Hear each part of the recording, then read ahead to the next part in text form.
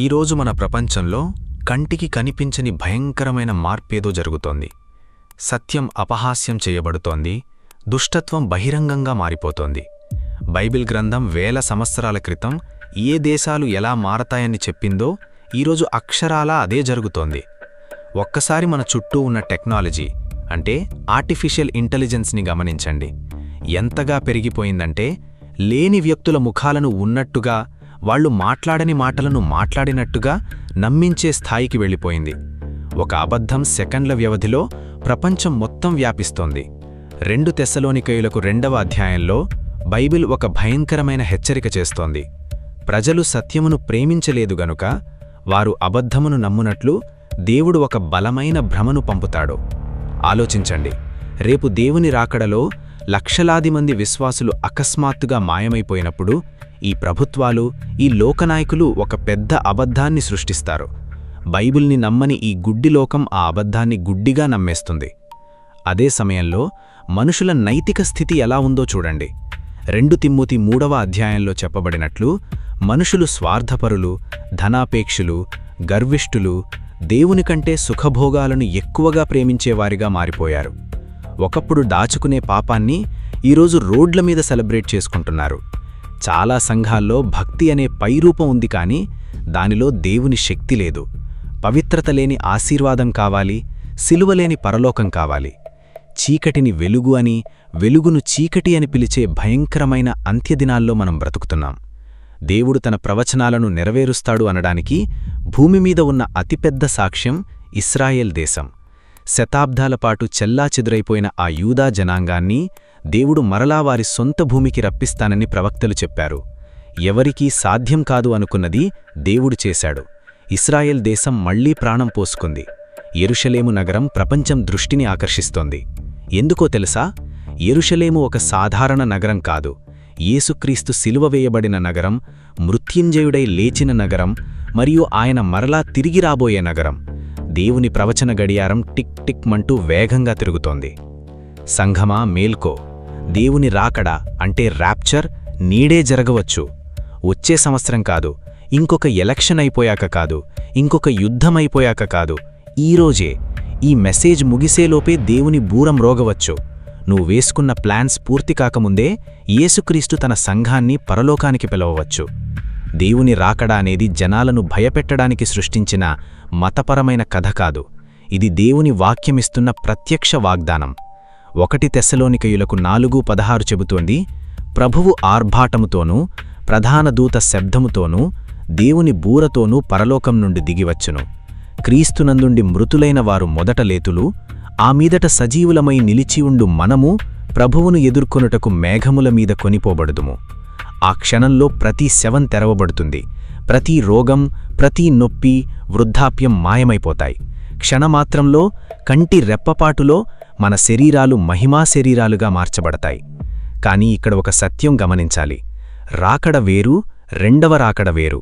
రాకడలో యేసయ్య తన సంఘం కొరకు వస్తాడు, మనం ఆయనను ఆకాశంలో కలుసుకుంటాం. కానీ రెండవ రాకడలో భూమి మీద రాజ్యమేలుతున్న క్రీస్తు విరోధిని నాశనం చేయడానికి యేసయ్య తన పరిశుద్ధులతో కలిసి నేరుగా భూమి మీదకు వస్తాడు. సంఘం ఉగ్రతపాలు కాకుండా దేవుడు ఆకాశంలోకి ఎత్తుకుపోవడమే ఈ రాకడ.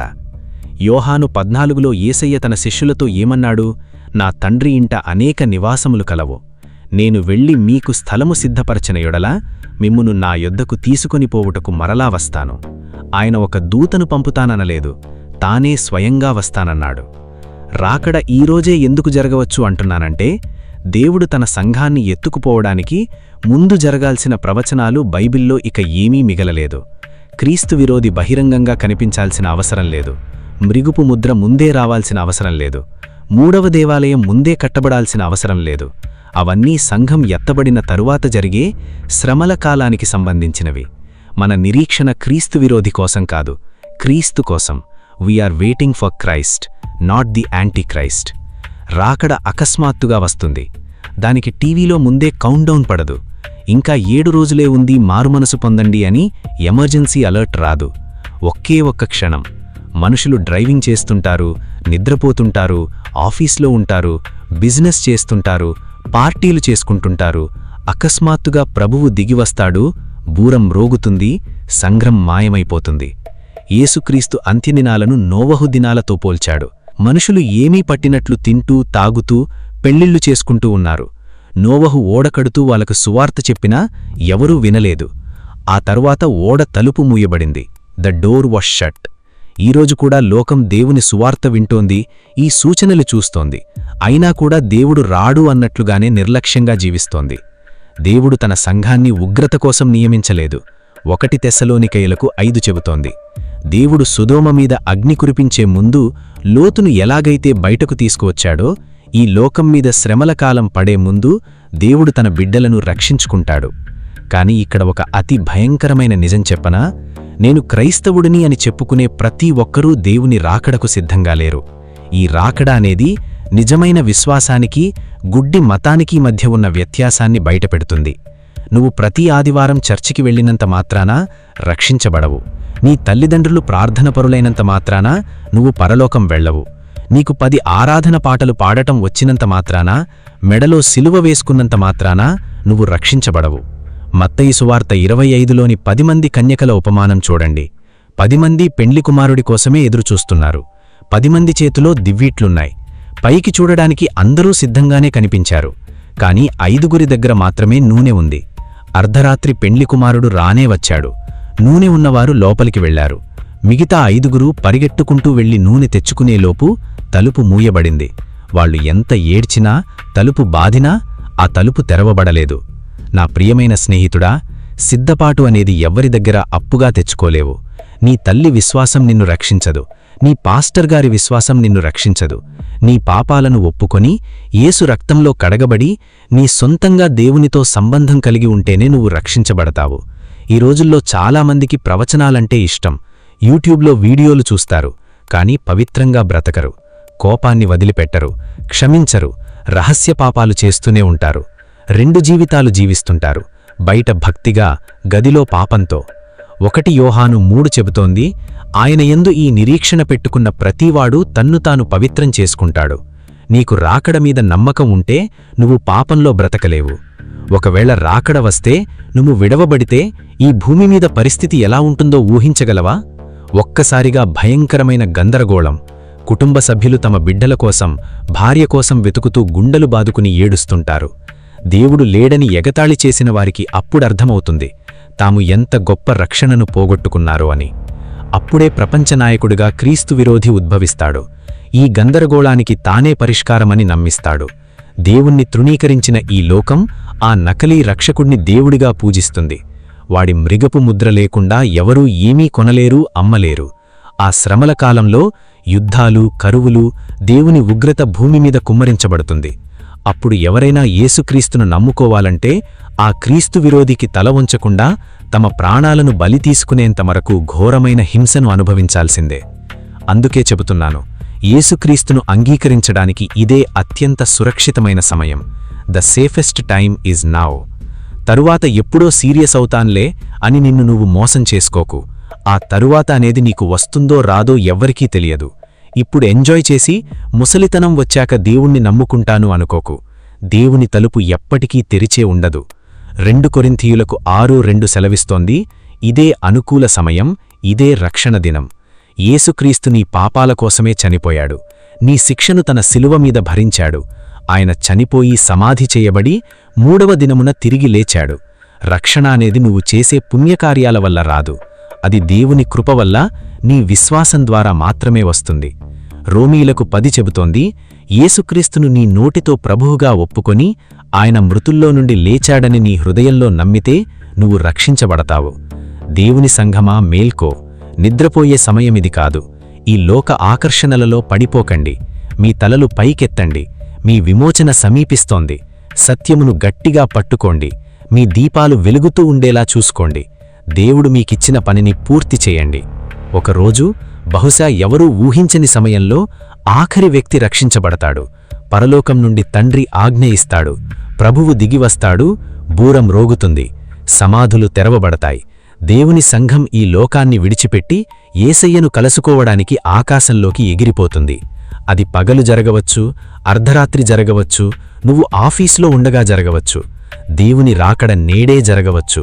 ప్రశ్న ఏంటంటే, నీ పేరు జీవగ్రంథంలో ఉందా? నీ దీపంలో నూనె ఉందా? ఆ బూరశబ్దం వినడానికి నువ్వు సిద్ధంగా ఉన్నావా? నా ప్రియమైన సహోదరీ సహోదరుడా, ఈ మాటలు నీ హృదయాన్ని తాకి ఉంటే, ఈరోజే దేవునికి నీ జీవితాన్ని అప్పగించి ఉంటే, వెంటనే కామెంట్స్లో నేను సిద్ధంగా ఉన్నాను ప్రభువా అని టైప్ చేయండి. దేవుడు మిమ్మును మీ కుటుంబాలను తన రెక్కల చాటున భద్రపరచునుగాక. God bless you. పుట్టేటప్పుడు ఏమీ తీసుకురాలేదు, పోయేటప్పుడు ఏమీ తీసుకుపోలేదు. మధ్యలో ఈ ఆస్తులు అంతస్తులు అన్నీ కేవలం ఒక నాటకం మాత్రమే. ఈ పాటను ఒక్కసారి హృదయపూర్వకముగా వినండి. ఇది కేవలం పాట కాదు, మీ జీవిత గమనాన్ని మార్చే ఒక హెచ్చరిక. ఇది విన్నాక మీ జీవితం మునుపటిలా ఉండదు, మీ ఆలోచన విధానం మారుతుంది. మట్టిలో పుట్టిన మనిషి నీవు మట్టికే చేరెదవు, గాలిలో కలిసే దీపం నీవు ఎన్నాళ్ళు వెలిగెదవు. అమ్మ కడుపులో మొదలాయను ఈ చిన్న ప్రయాణం, మరువకు నేస్తమా మరణమే దీనికి ముగింపు లేఖనం. ఎందుకు వచ్చావో తెలుసా ఈ లోకయాత్రకు, సృష్టికర్తను స్తుతించడానికి ఈ కొద్ది కాలము. శాశ్వతము కాదు ఈ లోకం, శాశ్వతము కాదు. నీవు సంపాదించిన ఆస్తిపాస్తులు నీతో రావు, నీవు ప్రేమించిన బంధుమిత్రులు కాటికి రారు. గడ్డి పువ్వు లాంటిదే ఈ మనిషి జీవితం, నీటి బుడగ లాంటిదే ఈ లోక వైభవం. యేసుని నమ్ముకో, నిత్య జీవం పొందుకో. లోకమంతా గెలిచిన మీ ఆత్మను కోల్పోతే లాభమేమిటి? మట్టిలో కలిసే ఈ దేహం కోసం పడే ఆరాటం కంటే మరణం లేని ఆత్మ కోసం చేసే పోరాటం మిన్న.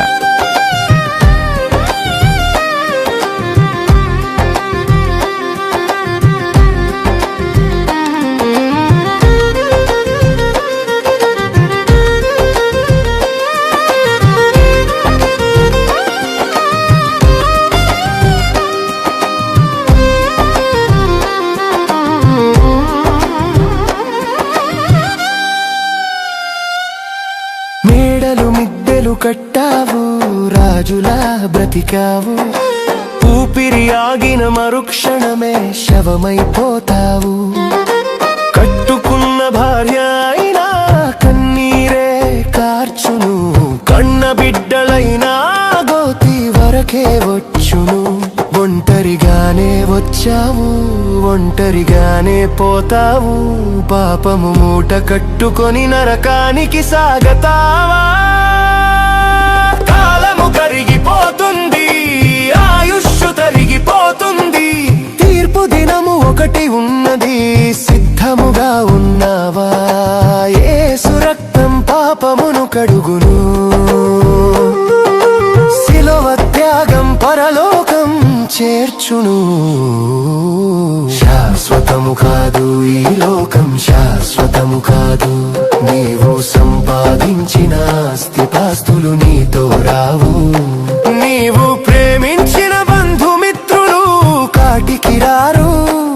గడ్డి పువ్వు లాంటిదే ఈ మనిషి జీవితం, నీటి బుడగ లాంటిదే ఈ లోక వైభవం. యేసుని నమ్ముకో, నిత్య జీవం పొందుకో. గాయపడిన హృదయానికి మందు వేసేది, అలసిపోయిన ప్రాణానికి విశ్రాంతినిచ్చేది కేవలం ఆయన ప్రేమ మాత్రమే. ఆ ప్రేమ నీ హృదయాన్ని తాకితే నీ కన్నీరు ఆనంద బాష్పాలుగా మారుతుంది.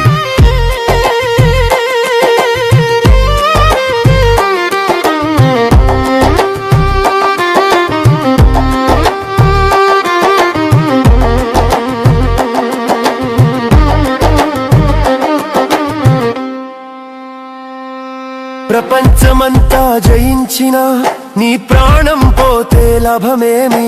అగ్ని ఆరదు, పురుగు చావదు ఆ భయంకర నరకంలో.